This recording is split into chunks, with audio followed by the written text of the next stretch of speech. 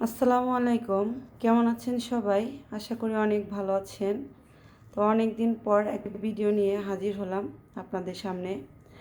তো চলে এসেছে আমের সিজন। তো এটা আমার গাছের কাঁচা আম।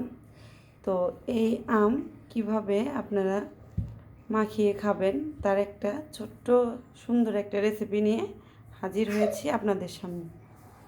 প্রথমে আমি এই আমটাকে খোসা ছাড়িয়ে নেব। তো আমি আমগুলোকে কেটে ধুয়ে খোসা ছাড়িয়ে নিয়েছি। যেহেতু আমগুলোর কোনো আঁটি হয়নি, সেজন্য আমি এভাবে কেটে নিয়েছি। এবার আমি একটা গ্রেটারের সাহায্যে আমগুলোকে কুচিয়ে নেব। তো ফিরে আসছি গ্রেটারের সাহায্যে কুচি করে। অফ স্ক্রিনে আমি এটার সাহায্যে কুচি করে ফিরে আসছি আপনাদের, তারপরে দেখাবো। তো আমি এইভাবে আমগুলো কুচি করে নিয়েছি গ্রেটারের সাহায্যে। তো এবার আমি এখানে 3টা ছোট ছোট কোয়া রসুন রেখেছি।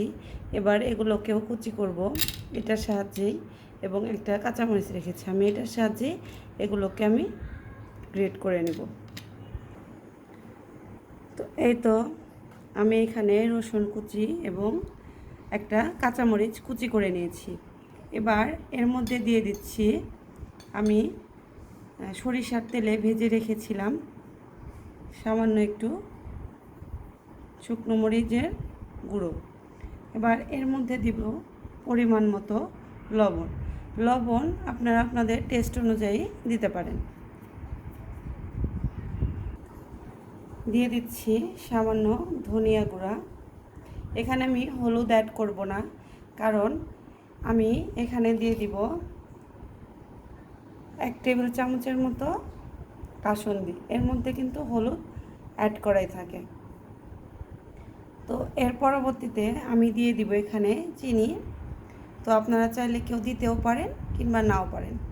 তো এতটুক দেওয়া হয়ে গেলে এবার আমি সবগুলো উপকরণ কিন্তু মাখিয়ে নেব।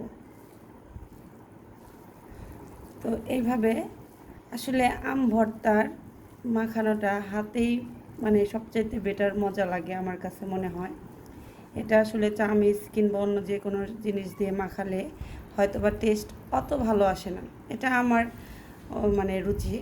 এটা আমার মনে হয় যে না, সবচাইতে ভালো হাত দিয়েই। তো আমি এইভাবে হাত দিয়ে মেখে নিচ্ছি। তো এভাবে যদি আপনারা মেখে ট্রাই করেন। সেই সাথে দিয়ে দিব আমি এখানে 1 চিমটি লেবুর রস। তো কোনো কারণে লেবুর রসটা আসলে স্কিপ হয়ে গেছে। তো আমি এখানে 1 টেবিল চামচ লেবুর রস ইউজ করেছি। আসলে আমের মধ্যে লেবুর ফ্লেভারটা দিলে এত যে একটা সুঘ্রাণ এবং খেতে যে কি দারুণ টেস্ট, যারা আসলে খাবেন তারাই বুঝতে পারবেন। তো এই তো হয়ে গেল আমের ভর্তা। তো এভাবে ট্রাই করবেন। ভালো লাগলে কমেন্টে জানাবেন এবং সাবস্ক্রাইব করে সবাইকে শেয়ার করে দিবেন। Thank you. আল্লাহ হাফিজ।